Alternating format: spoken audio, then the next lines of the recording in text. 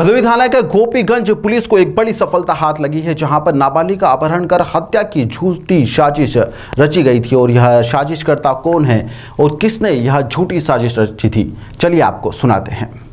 लगभग एक साल पहले गोपीगंज थाने में एक 16-17 वर्ष की बच्ची की गुमशुदगी लिखी गई थी और जिसको बाद में एफआईआर में तरमीम किया गया था परिजनों की तहरीर के आधार पर। उसके बाद एक 7-8 दिन बाद एक लगभग उसी उम्र की डेड बॉडी एक कुएं में एक बच्ची की भदोही जनपद में ही बरामद हुई थी।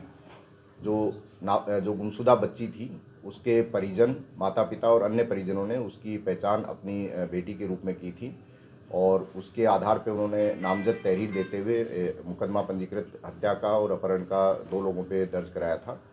उस समय जो परिस्थितियां थी और जो साक्ष्य थे उसके हिसाब से उन दोनों को जेल भेज दिया गया था, लेकिन उसमें जो परिजन थे बच्ची के, उनकी गतिविधियां कुछ संदिग्ध थी, जिस वजह से लगातार पुलिस उन पर नज़र रखे हुए थी और संदेह होने पर इलेक्ट्रॉनिक साक्ष्य और बाकी जो साक्ष्य थे उनके आधार पर जब पुलिस को शक हुआ तो उस पर लगभग 2-3 महीने से टीम इस पर काम कर रही थी।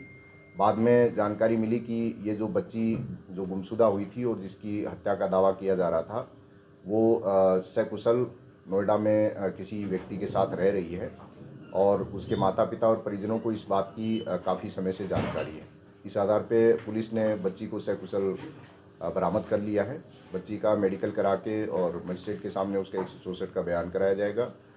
जो माता पिता हैं उनके ऊपर साक्ष्य छुपाने, गलत साक्ष्य देने और गलत साजिश रचकर गलत लोगों पे मुकदमा दर्ज कराकर जो साजिश करी गई है उसके संबंध में उनके ऊपर धारा 182, 194, 201, 211 और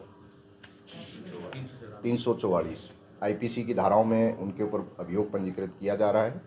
इस संबंध में आगे की विधिक कार्रवाई की जा रही है।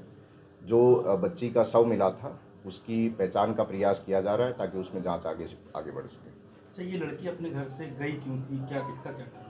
अभी तक की पूछताछ में बच्ची ने जो बताया है कि वो माता पिता की प्रताड़ना से तंग थी और इसलिए उसने वो घर से बिना किसी को बताए और बिना किसी की मदद के अकेले चली गई थी। सर, किस तरह से तंग थी, मतलब कारण उसका स्पष्ट तौर पे क्या कारण था? उसका कहना था कि माँ जो है उसको टोका टाकी करती है और प्रताड़ित करती है, बात बात पे मारना, पीटना, रोकना, टोकना, इस तरह की शिकायतें उसकी थी। उसकी शादी भी लगभग तय थी, तो क्या उससे संबंधित भी कोई प्रकरण था क्या उससे? बच्ची का कहना था कि उसकी शादी तय नहीं, जो बताया जा रहा है उस